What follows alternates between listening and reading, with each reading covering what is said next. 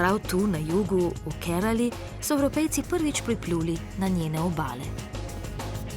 Kitajske ribiške mreže so že bile tu in živahno dogajanje ob obali. Verjetno je na tako Indijo naletel tudi Vasco da Gama leta 1498 kot prvi Evropejec, ki pripluje sem in odkrije vodno pot do Indije.